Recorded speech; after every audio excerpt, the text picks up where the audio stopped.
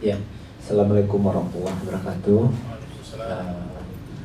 Tertumpang salam saya pada penjara yang pertama tadi, kemudian hamba-hamba Allah, jadi tamu-tamu Allah umroh yang sama-sama kita hormati. Dari tadi mungkin paparan ini sudah disampaikan oleh Ustadz. Barangkali di sini yang belum tadi digambarkan itu seperti yang kita dengar kemarin juga di Padang, itu menyentuh Ka'bah waktu kita tawaf. Satu. Kemudian yang kedua, masalah kalau yang lainnya sepertinya mungkin sama halnya yang kami terima di Padang kemarin, meskipun kita sudah yang kesekian. Kemudian satunya lagi tadi tentang sholat jenazah, ya. Kita kadang-kadang kan tidak tahu apakah jenazahnya perempuan, apakah laki-laki, apa segala macam gitu. Ya, insya Allah kita setiap kapanpun, malah kalau tarawih di sana gitu antara mau masuk witir itu kan ada sholat jenazah lagi jam 11 malam, jam 1 malam itu.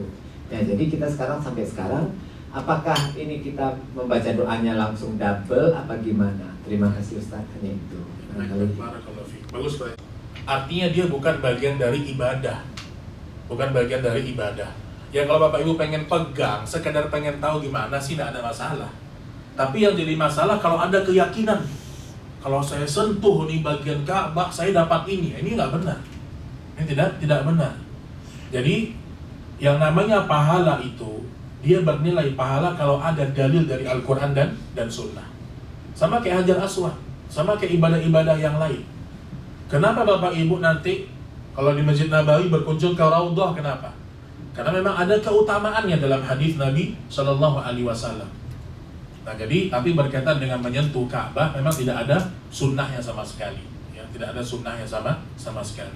Jadi nggak perlu juga berletih-letih atau bercapek-capek sekedar menyentuh Ka'bah. Apalagi dengan keyakinan ini ibadah, ini ibadah. Tapi kalau sekedar ingin tahu bagaimana sih rasanya apa Ka'bah, ya tidak ada masalah. Tapi kalau ada keyakinan itu yang bahaya, itu yang berbahaya.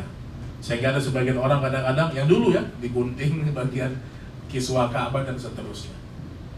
Baik, kemudian yang kedua berkaitan dengan sholat jenazah.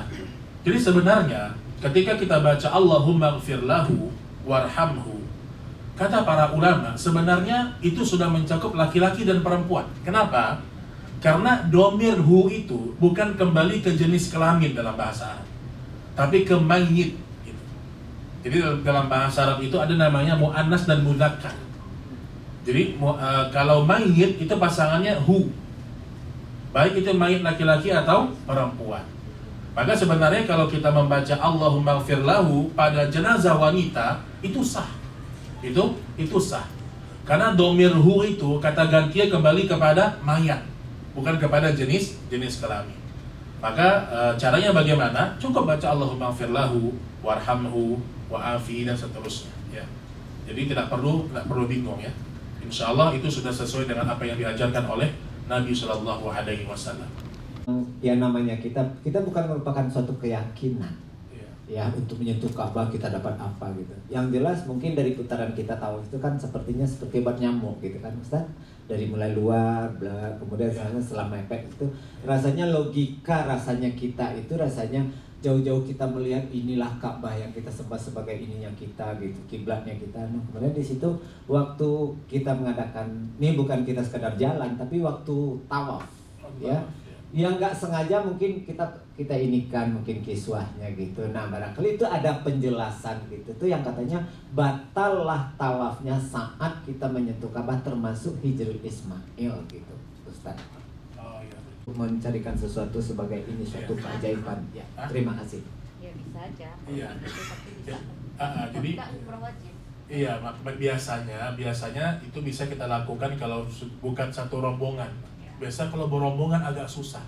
Ya, kita tidak dekat ya. Benar.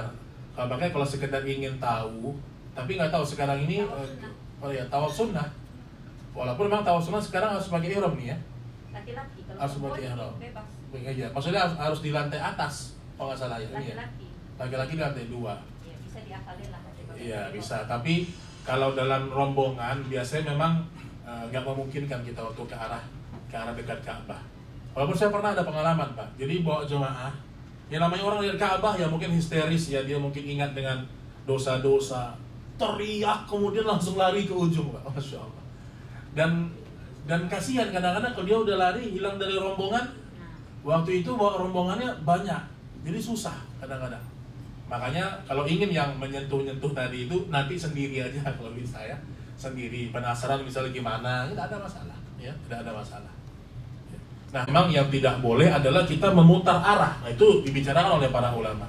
Jangan sampai karena kita ingin megang Ka'bah kita mundur, kita berbalik arah. Nah, ini yang tidak boleh. Ya. Baik, wallahu a'lam bishawab. Warahmatullahi wabarakatuh. Waalaikumsalam warahmatullahi wabarakatuh. Menanggapi pertanyaan dari jemaah kita tadi, Pak Ya. Ustaz. Pada pengajian kami waktu saya haji tahun 2003 dulu itu, kita jangan sampai berpaling tadi. Itu kalau ingin menyentuh Ka'bah. Yang kedua, menyentuh Ka'bah di putaran pertama atau kedua, ketiga, walaupun sudah rapat, itu kan sunat. Lakukan dulu yang wajib. Selesai 7, silahkan merapat. Itu pengajaran kami dulu, Pak. Jadi jangan buru-buru kita baru sudah dekat dengan masjid dengan Ka'bah, kita langsung begitu. Selesaikan dulu yang wajib. 7 kali kita tawaf, selesai ke 7 putaran ke-8 silakan merapat. Insya Allah niat kita tercapai. Kemudian yang ingin saya tanyakan mungkin di luar itu ya, ini padat sekali jadwalnya. Masya Allah. Ya dibagikan ini setiap hari beribadah begini ya, Bu ya. Itu opsi, maksudnya disyaratkan. Tapi Nah, kan sesuai kemampuan. Jadi yang ingin kita tanyakan, terutama pada jemaah-jemaah yang pakai kereta, jangan pakai kereta dorong, kan begitu. Yang ingin kami tanyakan, apakah ikut rombongan wajib semuanya atau tidak gitu? Teknis langsung ke Itu mungkin, terima kasih. Assalamualaikum warahmatullahi wabarakatuh. Waalaikumsalam warahmatullahi wabarakatuh. Bapak, nanti untuk teknis nanti kita sampaikan di Madinah. Tapi sekarang sekedar aja saya sampaikan untuk kursi dorong nanti akan bareng-bareng sama yang kursi dorong. Nanti ada juga mutawifnya akan ikut atau nanti ada salah satu. Karena tapi tidak bersamaan waktunya, Pak. Jadi yang umroh dulu berangkat, nanti yang kursi dorong sendiri juga bareng-bareng. Supaya nanti ada yang mandu, kecuali Bapak Ibu pengen sendiri-sendiri. Tapi kalau mau ada yang mandu, nanti kami juga kasih receiver. Jadi Bapak Ibu walaupun kursi dorongnya beda-beda, nanti ustadznya juga pakai transmitter, juga Bapak Ibu bisa ngikutin di bersama-sama. Ada lagi, Pak? Dan Tambahan sedikit, Bu. iya, Pak. Mungkin ya nggak apa-apa ya, Pak Ustadz ya. Ya. Karena kita berangkat jam 3 di sini.